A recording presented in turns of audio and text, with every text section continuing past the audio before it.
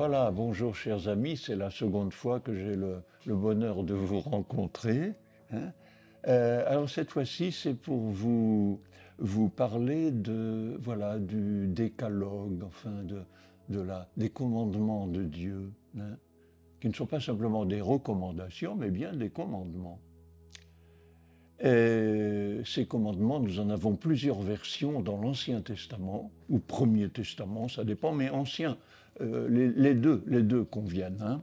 Euh, nous en avons une version au chapitre 20 de l'Exode, au chapitre 5 du Deutéronome, et puis la lecture de ce lundi, première semaine de Carême, dans le Lévitique, où le texte est un peu différent, mais je commence par les textes de référence à ce sujet. Je le prends là dans le Deutéronome, hein, au chapitre 5, verset 19. « C'est moi, le Seigneur ton Dieu, qui t'ai fait sortir du pays d'Égypte, de la maison de servitude.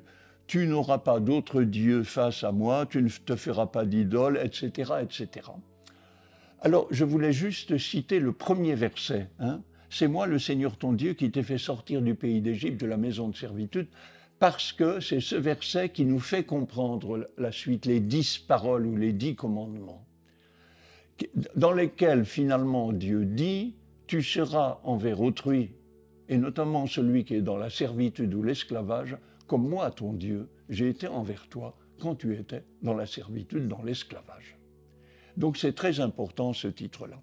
Alors ceci dit, je prends la version d'aujourd'hui, hein, dans le Lévitique, hein, où il nous est dit, voilà, soyez saints, car moi, le Seigneur votre Dieu, je suis saint.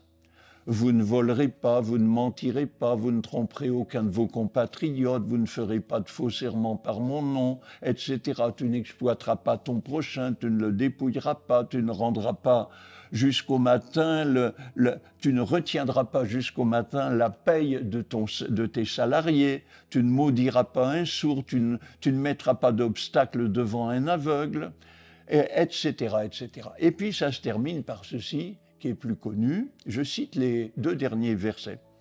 Tu ne haïras pas ton frère dans ton cœur, mais tu devras réprimander ton compatriote, et tu ne toléreras pas la faute qui est en lui, tu ne te vengeras pas, tu ne garderas pas de rancune contre les fils de ton peuple, et tu aimeras ton prochain comme toi-même, je suis le Seigneur.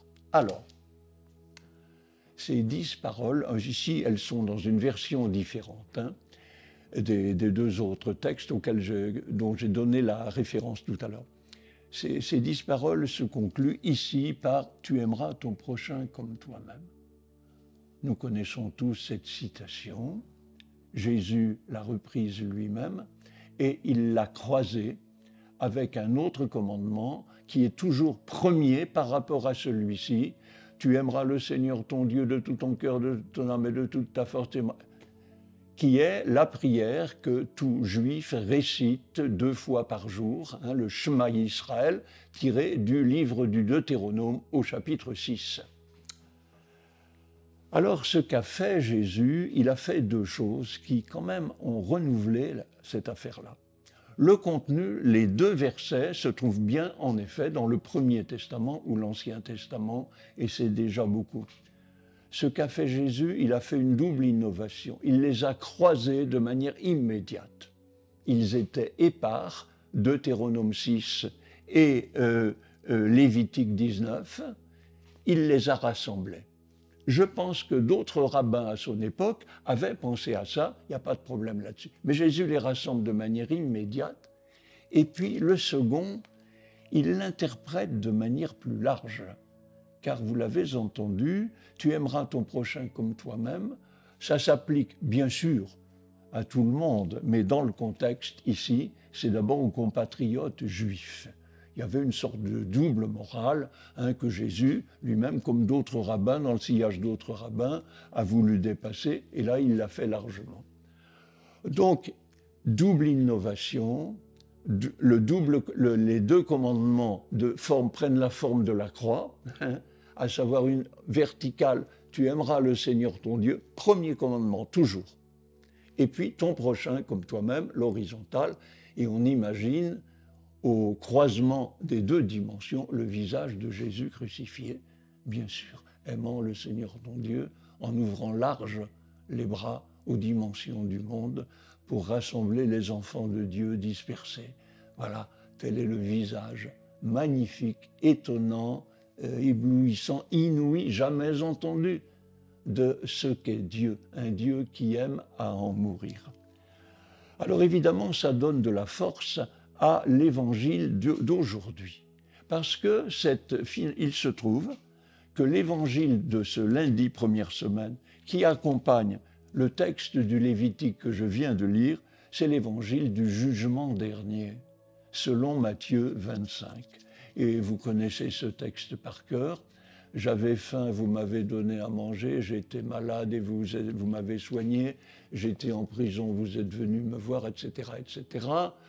Et nous-mêmes, et moi aussi qui suis prêtre, bien sûr, c'est évident, nous dirons, mais Seigneur Dieu, toi le roi de gloire, c'est pas possible, t'avais faim, t'étais malade, quand sommes-nous venus jusqu'à toi? L'expression est belle, c'est quand sommes-nous venus jusqu'à toi? Quand nous sommes-nous fait le prochain d'eux, comme il est dit dans la parabole du bon samaritain.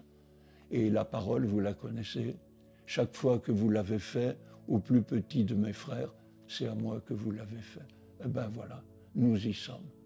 Finalement, au bout du compte, les 10 paroles, les 10 commandements se concentrent tous dans le double amour pour Dieu et pour le prochain, raison pour laquelle saint Paul a pu écrire dans la lettre aux Romains « Celui qui aime autrui a accompli toute la Torah », raison pour laquelle nous sommes invités, c'est là-dessus que nous serons jugés. Et moi aussi, comme prêtre, comme vous, Dieu merci, oui c'est le cas de le dire, je ne serai pas jugé sur le nombre de messes que j'aurai dites, c'est pas indifférent, mais c'est pas là-dessus. Dieu merci. Comme vous, sur ce que j'ai fait pour autrui.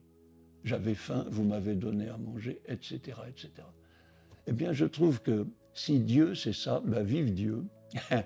Et si la religion c'est ça, ben vive la religion. Merci.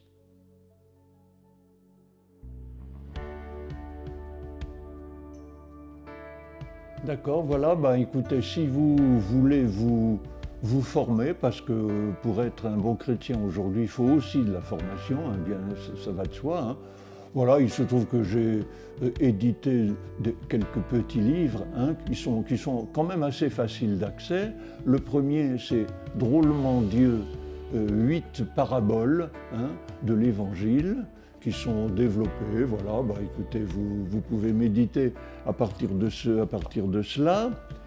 Et puis un second qui est sur la messe autrement dit, avec un sous-titre « Retour aux fondamentaux », dans laquelle je m'arrête non pas sur les détails, le kyrie, le lavabo, etc., mais c'est vraiment sur les fondamentaux de la messe, à savoir la constitution du sujet qui va célébrer la messe, c'est-à-dire l'assemblée, parce que, si vous voulez, la liturgie, c'est du théâtre, mais avec cette différence fondamentale, c'est qu'au théâtre, les acteurs principaux, ils sont sur la scène, tandis que là, l'acteur principal, il est dans la salle. C'est le nous. Et le prêtre, il est là au service de cela. Donc voilà, et puis sur la table de la parole, la table de l'Eucharistie, hein, et puis la finale que j'aime beaucoup, on peut dire cette formule aujourd'hui qui est très belle, hein, allez en paix et glorifiez le Seigneur par votre vie. Ben voilà, la messe c'est bien, mais c'est en vue d'autre chose. Alors continuez de venir à la messe, c'est très important, mais c'est en vue d'autre chose, que ce soit votre vie qui soit comme un sacrifice à la gloire de Dieu. Et bien sûr, vous pouvez retrouver les liens qui vont vous donner accès à ces ouvrages, à ces références, en ligne, ça va de soi.